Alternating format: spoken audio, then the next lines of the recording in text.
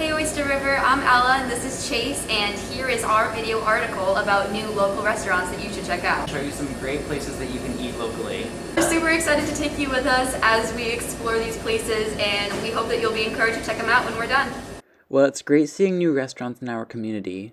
Opening during a pandemic has been difficult for these businesses. Be sure to tune in for information about how these businesses have dealt with COVID. Our first stop of the day is Clark's American Bistro, taking over what used to be Young's Family Restaurant. Clark's first day was October 13th, and since then they've been offering both dinner and lunch options to customers. I believe that for Durham to become a town that's known as a place that you might want to go eat, it's going to probably take about 4 good adult restaurants for that to happen, at least 4. I'm going to do 2 of them.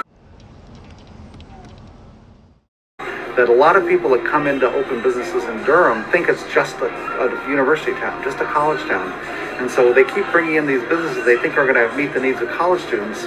But because college students only come to town with $1,500 in their pocket, they find that they're not sustainable. And so we have had this revolving door of businesses. And I think in history shows that any business that comes in and can find the right balance between the residents and the students are the businesses that last the longest. These are places that cater to meet the needs of the residents, and these businesses lasted decades. And so I think that we need to get back to that. And the master plan for the town of Durham is asking for that. It's just we've got to find the right business people to come in and embrace that plan and that vision. Absolutely. I think we've done great things to food, and we're going to show things like we have the po' boy shrimp sandwich, and we have a Philly cheese mountain pie, and we have things that are kind of unusual and unexpected, but are truly American. And we want to celebrate American food and what Americans have done to food, and celebrate American wines and American craft beers and all the different things. We have fried Oreos as a dessert, as an example, along with apple pie, because that's all American. While some customers may refrain from restaurants for safety reasons, Felicia Sperry and her family ordered Clark's online. Sperry remembers a time when Young's was the gathering place for the community and believes Clark's can do the same. Well, I think losing Young's was a big loss for the town. I think that, that was a place to go for breakfast and lunch, and other restaurants kind of stepped in. But I do think that a long time ago, Young's actually used to serve dinner.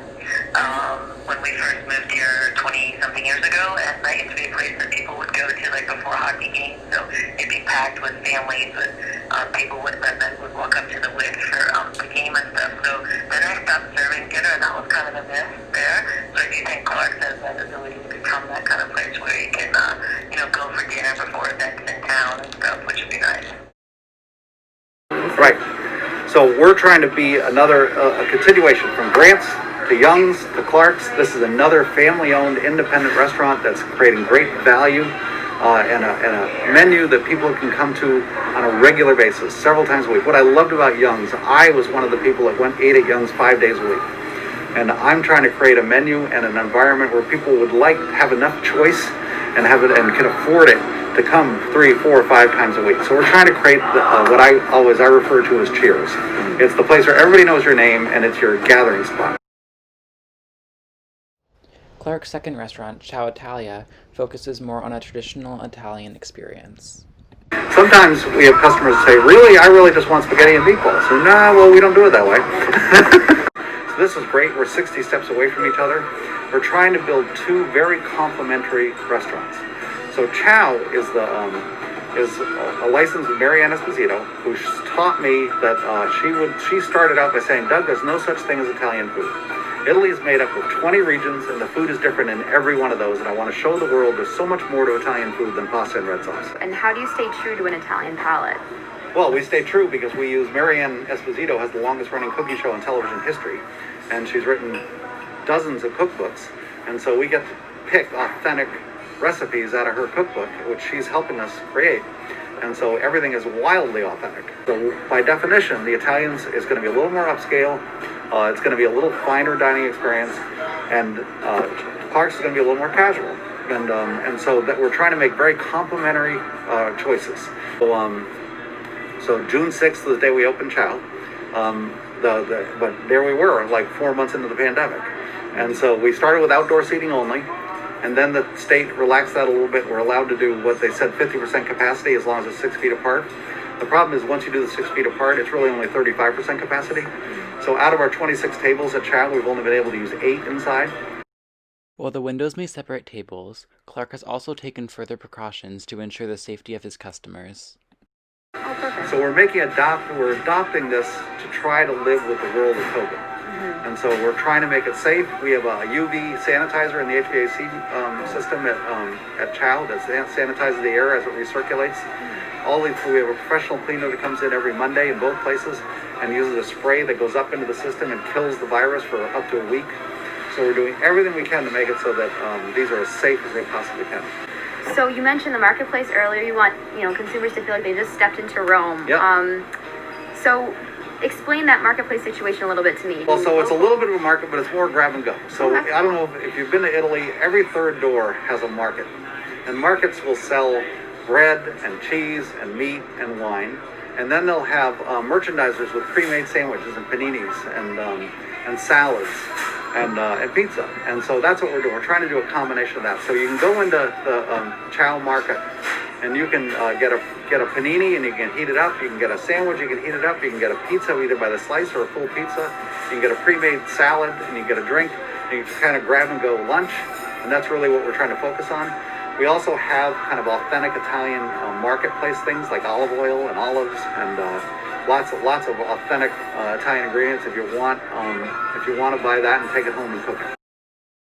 We just did takeout and ordered a couple sandwiches and pizza, and it was very easy to order online and go and pick up when it was ready. The pizza was amazing.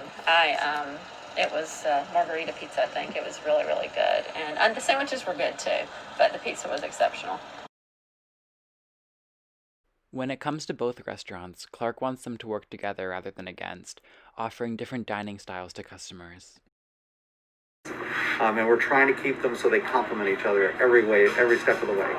So the goal isn't to compete, the goal is to make it so the town has 2 restaurants that are great choices that you choose for different reasons.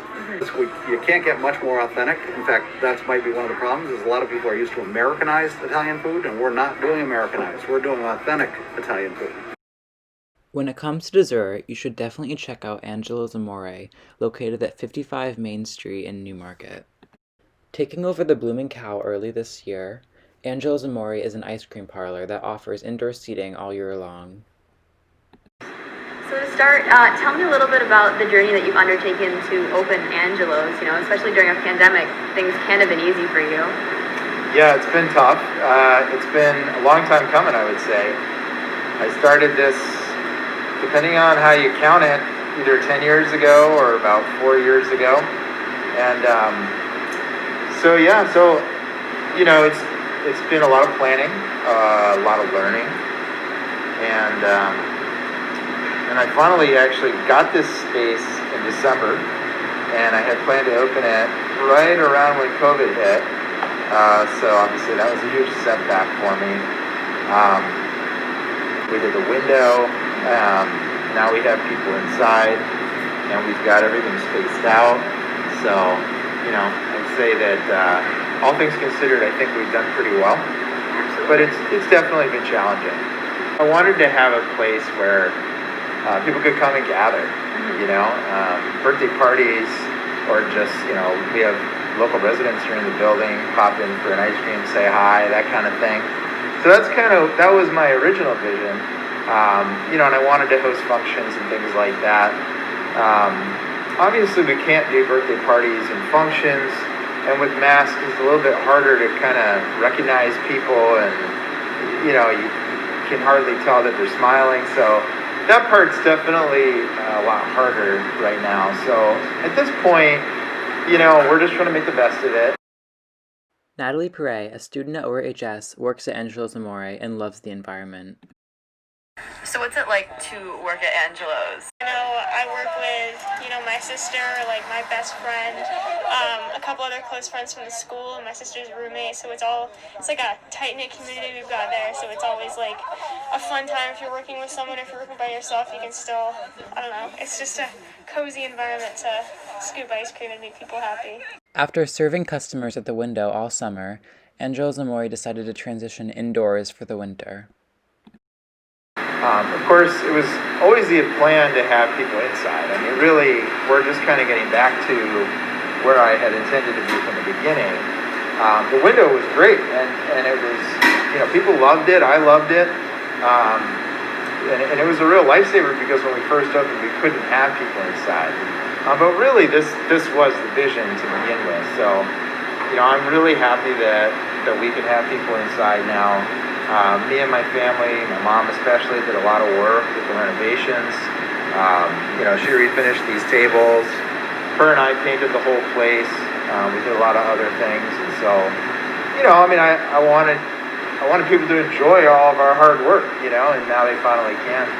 In terms of getting through the winter, actually, I'm working with Natalie right now. We're pulling together some hot cocoa and some hot mulled cider.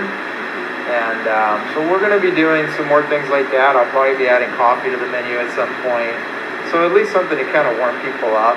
And then, now that we're open inside, it's nice and warm in here. So, people can come in and they're not standing outside in the cold to order an ice cream.